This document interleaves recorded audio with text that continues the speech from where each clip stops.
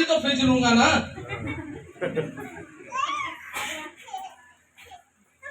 Hallelujah, hallelujah.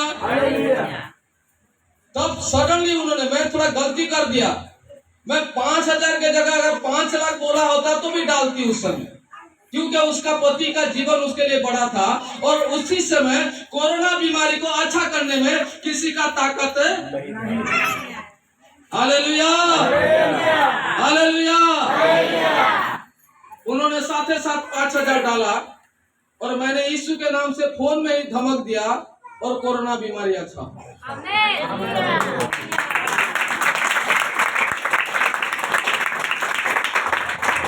क्योंकि मेरे प्यारो, आपको परमेश्वर इस दुनिया में डरपोक नहीं बनाया है, आपको सामर्थी बनाया है, आपको परमेश्वर का पुत्र बनाया है, उसका संगी वारिस बनाया है।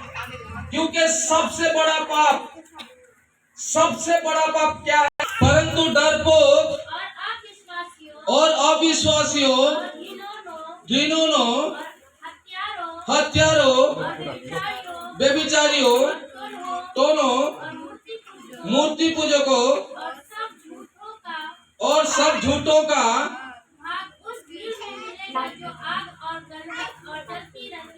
हालेलुया। वही लोग स्वर्ग नहीं जा पाएंगे। लेकिन पाप का शुरुआत से पहले पहला नंबर किसका है? किसका है? किसका है? डरपोक।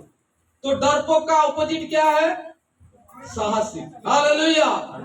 इब्रानी पुस्तक उसका 10 का 35 में लिखा है कि क्या करो तुम? साहसिक बनो। यीशु को जब परमेश्वर ने बुलाया प्रतिज्ञा के देश में इस्राएलियों को ले जाने के लिए, तब परमेश्वर ने कहा तू साहसिक हो जा, तू वचन की ना दाईं जाना ना बाईं जाना, वचन में खड़े होना। वचन में अगर खड़े रहेगा तो तू जो कुछ करेगा वो सफल होगा, इतना सफल होगा, इतना अद्भुत काम होगा कि मैं तेरा प्रशंसा इस्राएलियों के बीच में करूंगा। हालेलुया। जो प्रशंसा के निवासी परमेश्वर है, जिसको दूत लोग प्रशंसा करते हैं, वही परमेश्वर यीशु को कहता है कि यीशु मैं तेरा ही प्रशंसा करूंगा। मेरे प्यारों, तुम अगर साहसिक हो जाओगे, हिम्मत वाला बन जाओगे, तो लोग तुम्हें देखकर डरेंगे। तुम्हें लोगों को देखकर डरना नहीं पड़ेगा। तुम्हारे हाथों में परमेश्वर अद्भुत काम करेंगे, चिन्ह और चमत्कार करेंगे। तुम्हारे हाथों में लंगड़ा चलेगा और परमेश्वर तुम्हारे साथ साथ चलेगा, क्योंकि परमेश्वर तुम्हारे साथ में रहना चाहता है। केवल उन्हीं लोगों के साथ में रहना चाहता है जो हिम्मत वाला है। Hallelujah, hallelujah. अगर हिम्मत वाला बनना चाहते हो, साहसिक होना चाहते हो, तो आपको परमेश्वर के वचन जैसा है वैसे ही अपने दिमाग को रखना है।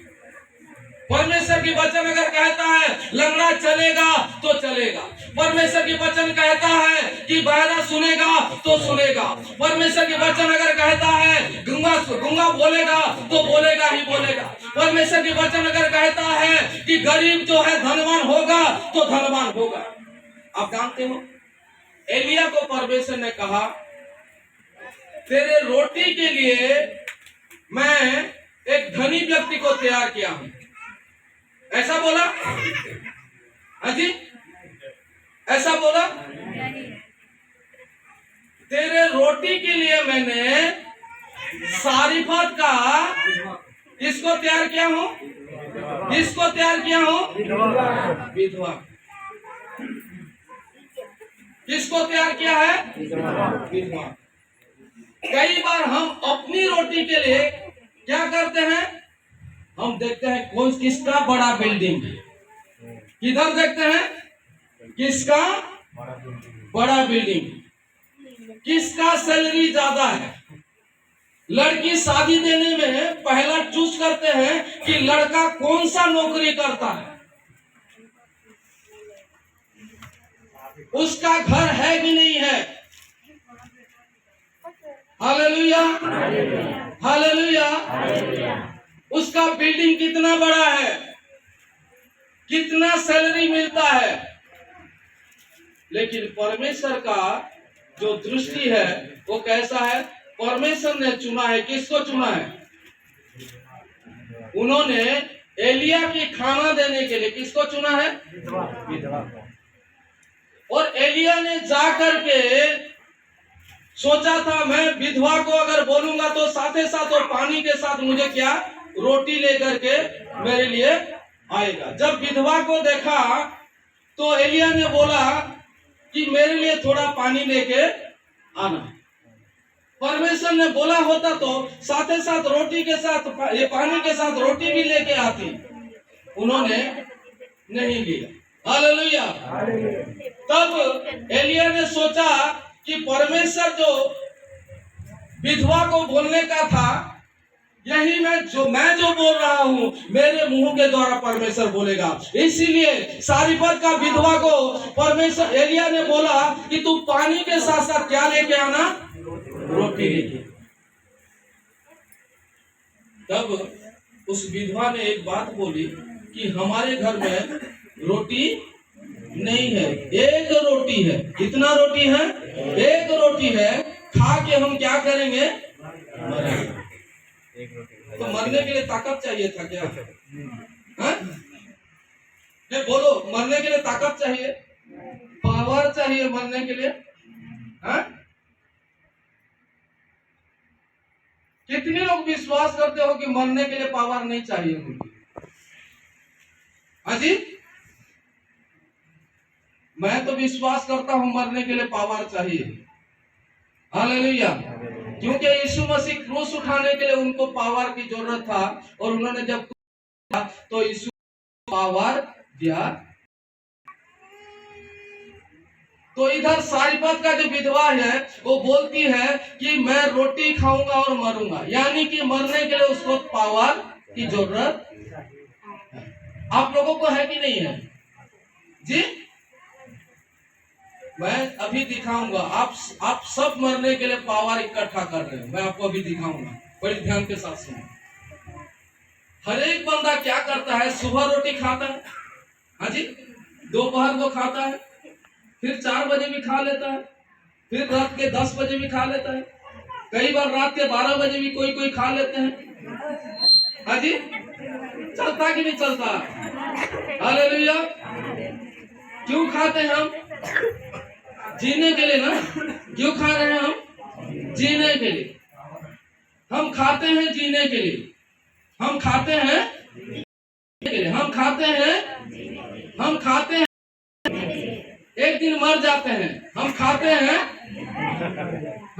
हैं तो अब इसीलिए खा रहे हैं ताकि हमें पावर मिले। यस, वकील साहब यही है।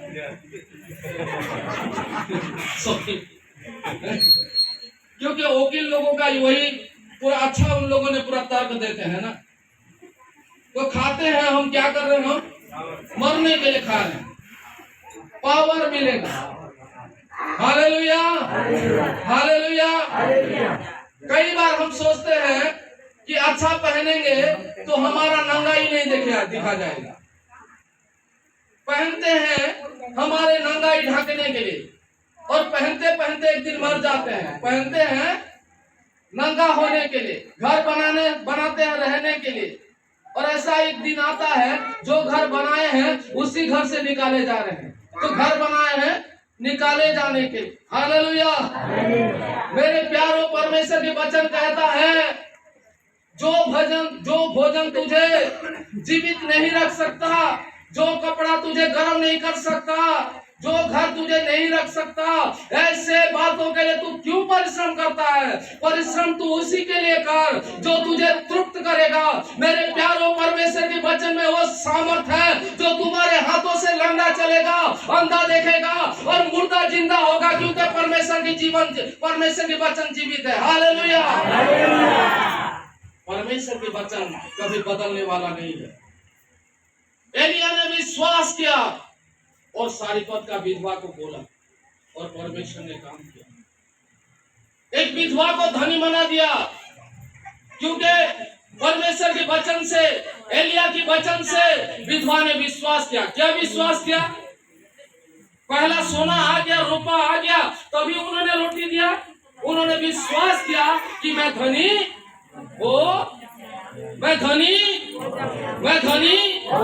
मैं हो धनी